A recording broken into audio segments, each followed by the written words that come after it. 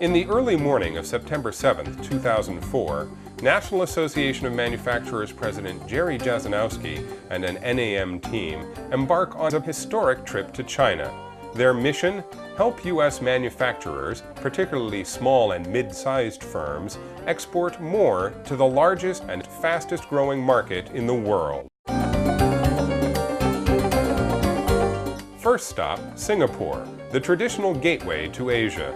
Home to 6,000 foreign companies and a good place to start for companies new to the region. Onmoto, a subsidiary of NAM member Motorola, makes high-end cell phones at this state-of-the-art facility. What are the phones that you concentrate on here? Which ones? Triplets, we call it a triplets family, very popular. U.S. Ambassador Frank Lavin explains why so many U.S. companies are located here. Singapore is the trade gateway for Asia. It's the only market in Asia with which the U.S. has a free trade agreement. It's English-speaking, it is prosperous, developed country. So if you can do business in Canada, you can do business in Singapore.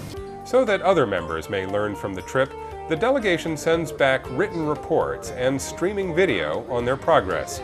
Periodically, Jasanowski pauses to reflect. The first impression that we got overwhelmingly from the people we met with today, both people in Singapore and people from around the region, is that this is the age of the Asian century, and that the economic growth, trade, innovation, and general enthusiasm and energy is going to be greater in Asia probably than any other part of the world. This afternoon, we welcome a delegation of senior officials from our second largest trading partner and also our friend, the United States of America.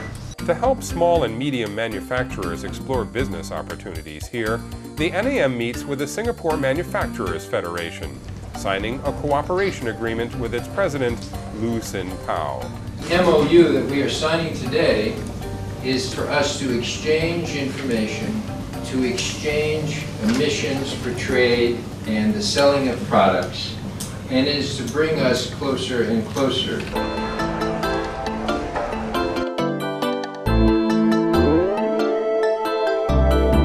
Then it's on to China and the main part of the mission. The NAM team is joined by 11 companies that want to enter the market or further expand their business here.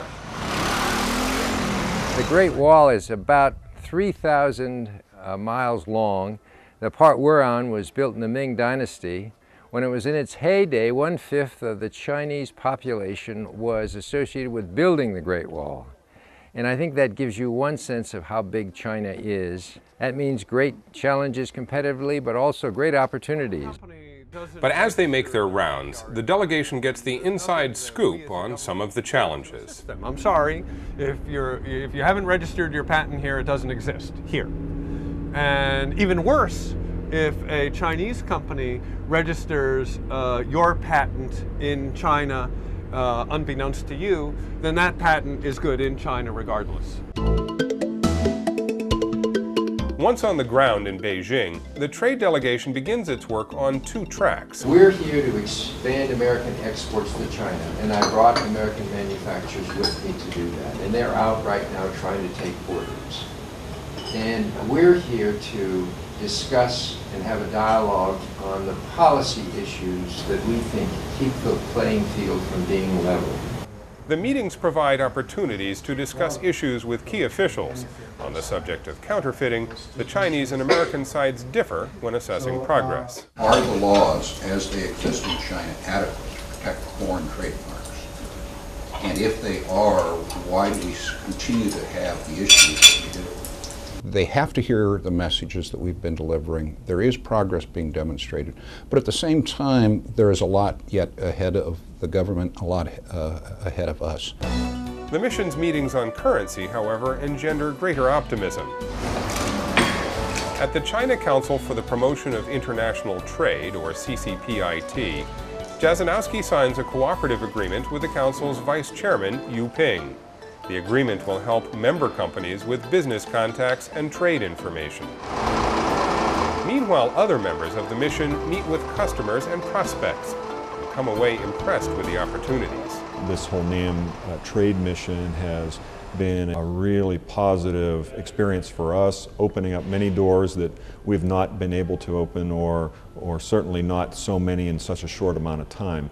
Making contacts has been made easy by the Commerce Department's Foreign Commercial Service and its Gold Key Business Matchmaker program. What they'll do is help you find a partner who can get into the market. They will help you find the potential sales opportunities. They will do due diligence on the companies to make sure that the goods are going to be paid for when they get here. They certainly will help put you in touch with the financing from either public sources or private sources. They had not only contacted customers and distribution channels, they had gone out and investigated them to assure that they were the level of quality that I expected to see.